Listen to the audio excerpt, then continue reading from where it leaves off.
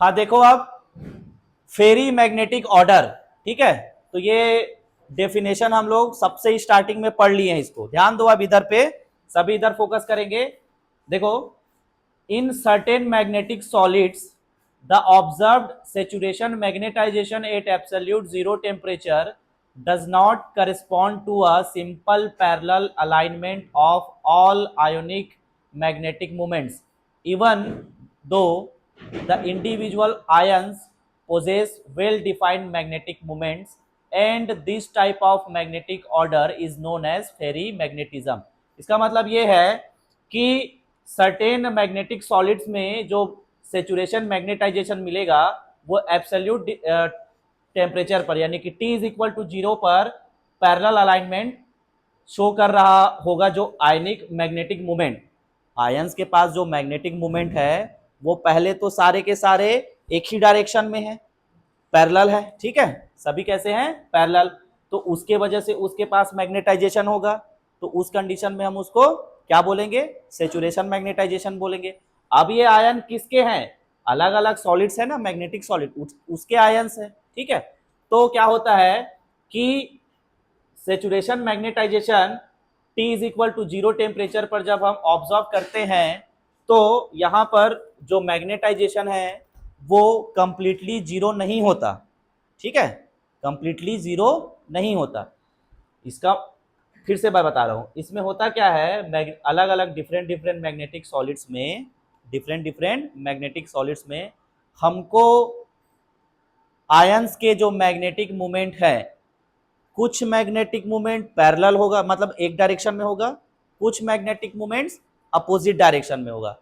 तो opposite direction कुछ magnetic moment, एक डायरेक्शन में कुछ अपोजिट, है ना, स्पिन अप स्पिन डाउन, फिर स्पिन अप स्पिन डाउन। तो इस वजह से मैग्नेटिक मोमेंट कैंसल आउट होना चाहिए।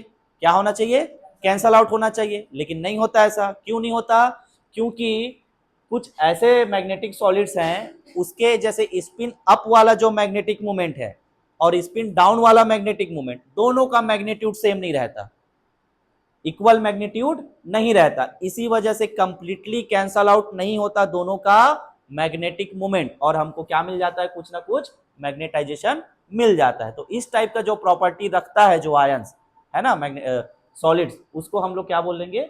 उस ये जो फिनोमिना है, जो प्रॉपर्टी है, उसको type of magnetic order is known as ferrimagnetism. ध्यान रखना, फेरी मैग्नेटिज्म में स्पिन अप स्पिन डाउन होता है, एंटी पैरेलल होते हैं, उसके बावजूद भी इनका मैग्नेटिक मोमेंट कैंसल आउट नहीं होता। क्यों नहीं होता है?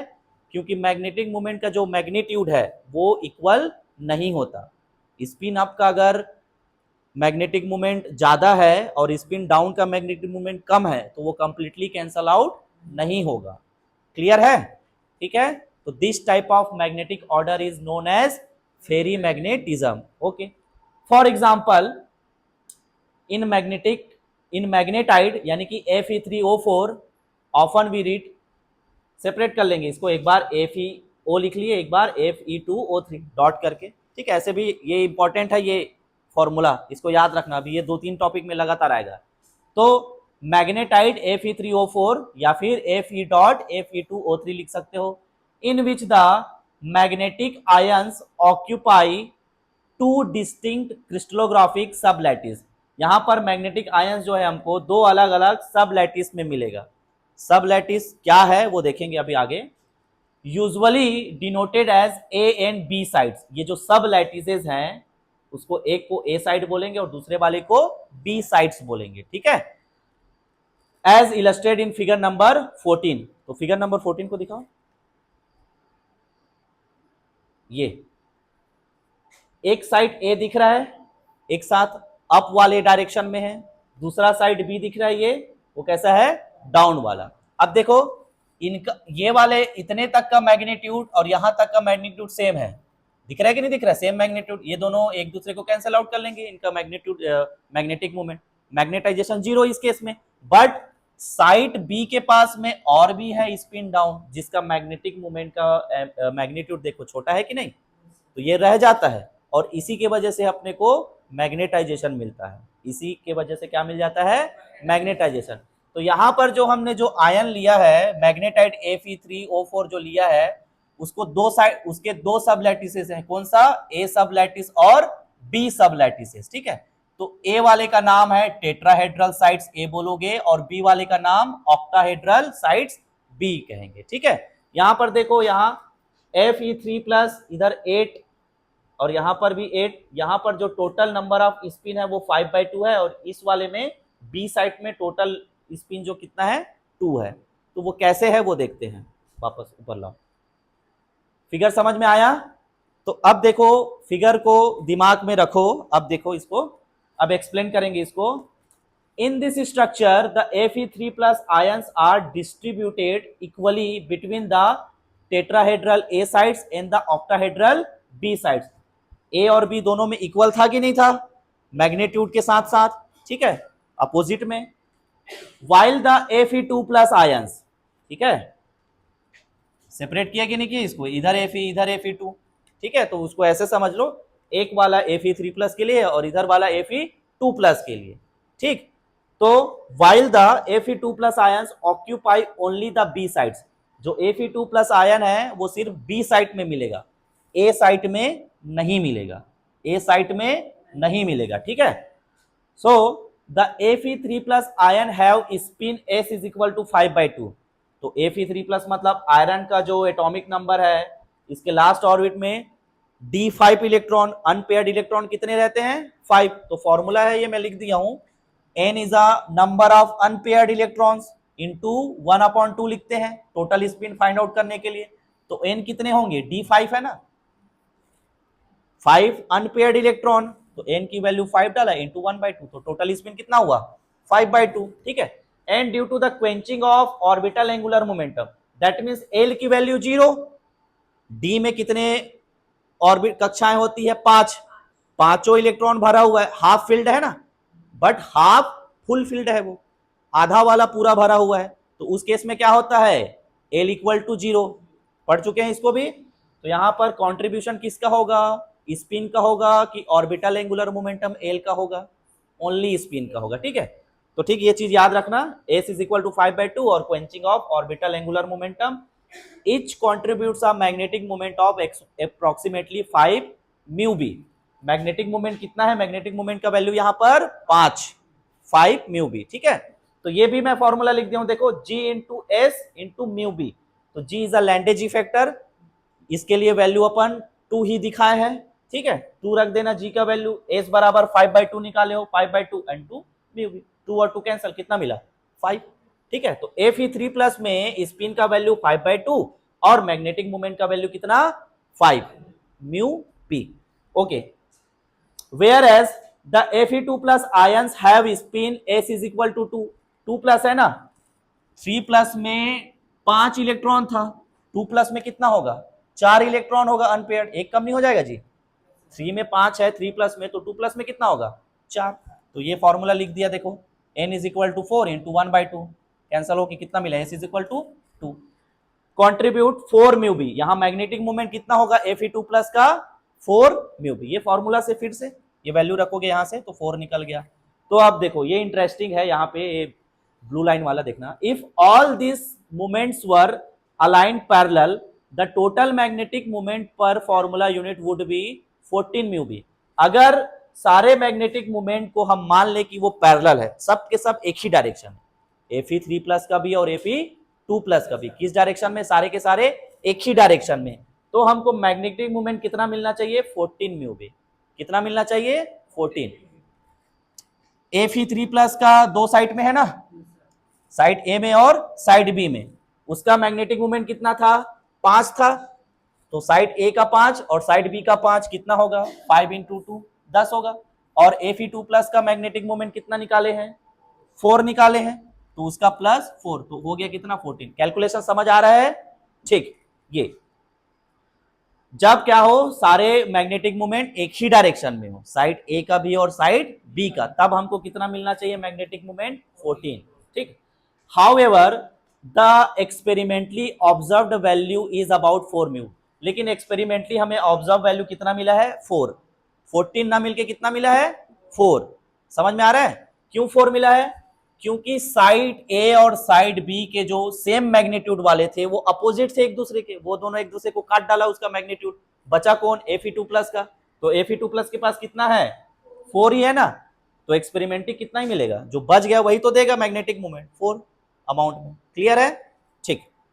which indicates that Fe3+ moments on the A and B sublattices are aligned anti-parallel and cancel each other, leaving only the contribution from the Fe2+ ions as depicted in figure number 14. This anti-parallel arrangement of unequal magnetic moment is the defining feature of ferrimagnetism. ठीक है, जो side ए और B में anti parallel जो arrangement था, उनके magnetic moment आपस में कैंसल आउट हो गए, वो जीरो हो गया, खत्म। लेकिन बचा कौन, Fe2+ का जो छोटा वाला मैग्नीट्यूड था वही बचा, है ना। उसी वजह से हमको क्या मिल रहा है, ये फेरी मैग्नेटिज्म का प्रॉपर्टी मिल रहा है। समझ में आ रहा है। तो Fe3+ वाला जो आयन है वो क्या रहेगा, फेरी मैग्नेटिक आयन है वो। ठीक है, तो ये डायग्राम से उसको और अच्छे से तुम लोग पढ़ोगे तो समझ लेना, आ जाएगा समझ में। यहां तक क्लियर है सबको, कोई डाउट इसमें।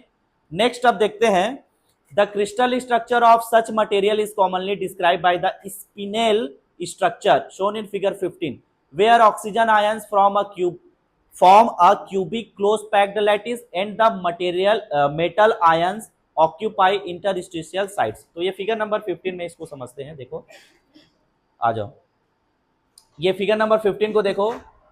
तो जो फेरी मैग्नेटिक ऑर्डर वाले जो मटेरियल होगा, यहां देखो जितने भी फेरी मैग्नेटिक वाले क्या रहेंगे मटेरियल, उसमें हमेशा हमको स्पिनेल स्ट्रक्चर मिलेगा। कौन सा स्ट्रक्चर मिलेगा, स्पिनेल स्ट्रक्चर मिलेगा। तो ये है स्पिनेल स्ट्रक्चर, इसी को बोलते हैं। इधर देखो रे, इधर, उसको नहीं, इधर देखो। ठीक है, क्या स्ट्रक्चर मिलेगा, स्पिनेल स्ट्रक्चर मिलेगा। तो ये जो बाहर में जो ब्लू वाला दिख रहा है, स्काई ब्लू है ना, ये कौन से को रिप्रेजेंट कर रहा है, कौन से आयन को, ऑक्सीजन आयन को। और ये क्या रहेगा, ये ऑक्सीजन आयन क्लोज पैक्ड वाला, क्लोज क्यूबिक पैक्ड वाला फॉर्म में रहेगा। ठीक है, और ये जो मेटल है Al3+, Mg3+, Al को पिंक से दिखाए हैं और Mg को ये वाले से ऐसे, ये बनाना है आपको डायग्राम। समझ में आ रहा है। ये सब क्या है, मेटल। तो ये मेटल किधर रहेगा, इंटरस्टिशियल साइड में, यानी कि रिक्त स्थानों में रहेगा। ठीक है, तो दिख रहा है कि नहीं दिख रहा, जहां जहां गैप है वहीं वहीं है, ये सब है कि नहीं। और ये सब क्लोज्ड है, कॉर्नर में है, फेजेस में है। तो ये सब क्या है, पैक्ड है ना। ऑक्सीजन वाला क्या है, पैक्ड है। खाली स्थान में कौन है, सिर्फ मेटल्स है।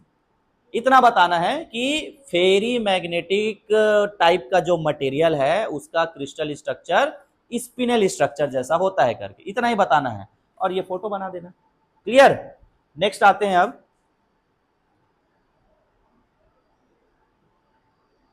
जल्दी लाओ।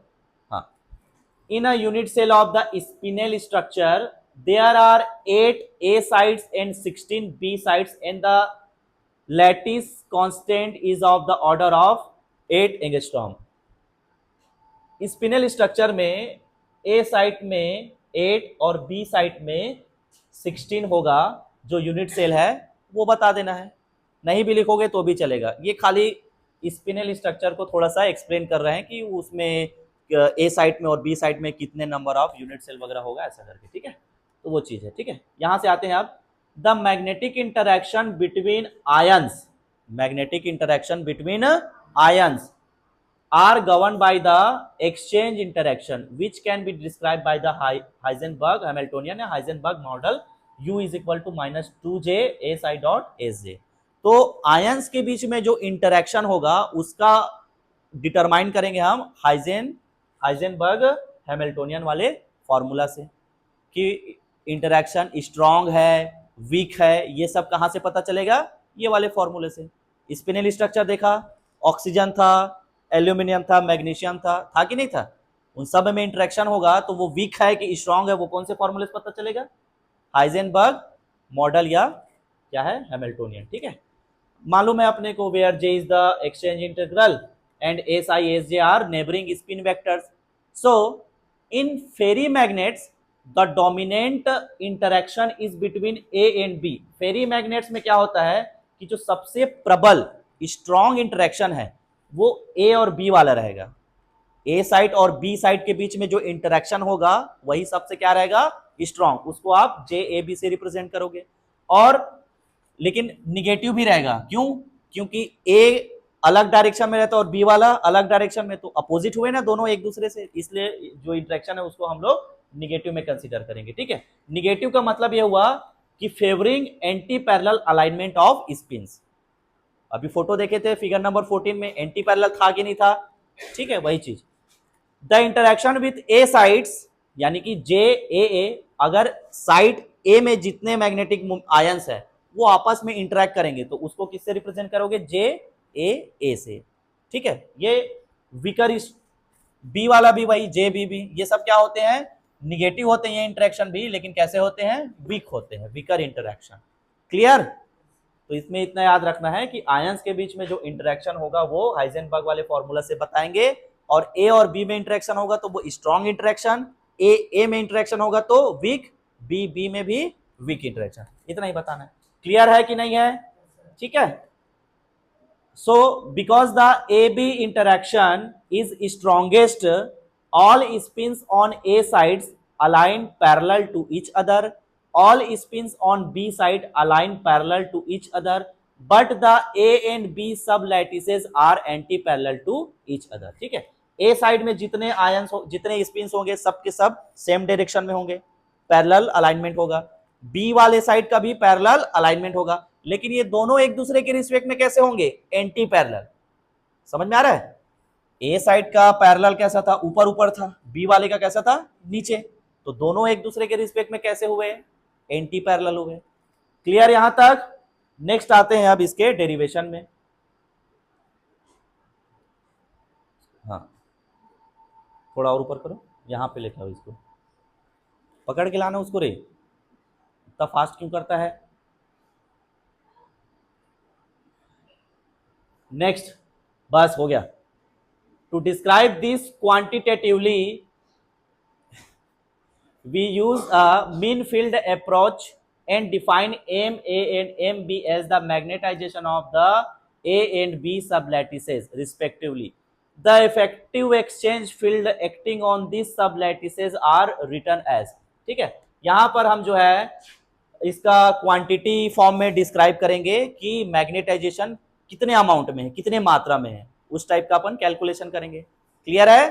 तो जो साइड ए में जो मैग्नेटाइजेशन होगा उसको किससे रिप्रेजेंट कर रहे हैं, एम ए से। ठीक है, साइड बी के मैग्नेटाइजेशन को किससे रिप्रेजेंट करेंगे, एम बी से। ठीक, तो हमें मालूम है effective exchange field acting on this sublattices are written as, तो इफेक्टिव एक्सचेंज फील्ड मतलब बी, ए साइड पर जो मैग्नेटिक फील्ड होगा उसको किससे रिप्रेजेंट करोगे, बी ए से, और बी साइड पर रहेगा उससे किससे रिप्रेजेंट करेंगे, बी बी से। किससे रिप्रेजेंट करेंगे, बी बी से। हाँ, खुश हो गई।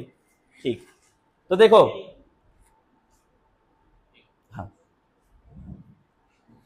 पुराना वाला टॉपिक याद करो, बी प्रोपोर्शनल टू, इधर देखो रे, इधर इधर, बी प्रोपोर्शनल टू एम था, प्रोपोर्शनल कांस्टेंट हटाए तो क्या लग गया, lambda, B is equal to lambda M, था कि नहीं था, याद करो, था ना, है ना। तो इधर फोकस करो ना, जो चले गए उसको छोड़ो, ये वही फॉर्मूला है, नया नहीं है। तो बी ए साइड को क्या लिखोगे, इधर देखो तुम लोग सब, ए साइड में क्या लिखेंगे, माइनस लेमडा एम ए, क्योंकि यहां दो साइड है ना, ए साइड बी के साथ इंटरेक्शन कर रहा है तो अपने को दो टर्म में बताना है इसको, तो हम सिर्फ लेमडा एम नहीं लिख सकते। समझ में आ रहा है, लेमडा एम नहीं लिख सकते, क्या लिखेंगे, एम ए को भी लिखेंगे और एम बी को लिखेंगे। क्लियर। तो देखो इधर बेटा, इधर बी ए बराबर आपको ये याद रखना है, क्या लिखेंगे, B A is equal to minus lambda M A minus mu M B. ठीक है, इंटरचेंज भी कर सकते हो, कोई इशू नहीं है, यहां लेमडा के बदले म्यू लिख लो और यहां म्यू के बदले लेमडा लिख लो, कोई तकलीफ नहीं है। क्लियर है। बी बी के लिए क्या लिखोगे, minus mu M A minus nu M B. ठीक है, तो where lambda mu nu are positive constant, ये जानते हैं अपन, इसको क्या बोलते हैं, पॉजिटिव कांस्टेंट बोलते हैं। ठीक है, and the negative sign indicate that interaction favour anti parallel alignment. M A और एम बी दोनों कैसे थे एक दूसरे के रिस्पेक्ट में, एंटी पैरेलल थे, इसलिए यहाँ पे माइनस लगाए हैं। पिछला टॉपिक याद करो, बीई बराबर लेमडा एम लिखते थे, वो क्या था, सारे के सारे एक ही डायरेक्शन में थे, स्पिन पैरेलल अलाइनमेंट बोलते थे, तो सिर्फ लेमडा एम, कोई तकलीफ नहीं हुआ। पर यहाँ पर तो दो साइड आ गया ना, साइड ए और साइड बी, और दोनों एक दूसरे के रिस्पेक्ट में कैसे हैं, एंटी पैरेलल, इसलिए यहाँ पे हमको माइनस लगाना पड़ रहा है। और हर जगह आप लेमडा कांस्टेंट नहीं लोगे, एक बार लेमडा लिए, एक बार म्यू लिए, एक बार ये न्यू लिए, तो कुछ नया चीज पता चलेगा ना। क्योंकि अपने को क्या बताना है, क्या बताना है, जो मैग्नेटाइजेशन एम ए और एम बी है उसको क्वांटिटेटिवली फॉर्म में बताना है, मात्रा कितने अमाउंट में है, कितनी वैल्यू, उसको उस फॉर्म में बताना है। तो हमको ये जो पैरामीटर है लेमडा म्यू न्यू, इन सबको अलग अलग बताना पड़ेगा। आप एक साथ नहीं लिखोगे, लेमडा लेमडा नहीं लिखना है। क्लियर है यहाँ तक, तो नोट करो।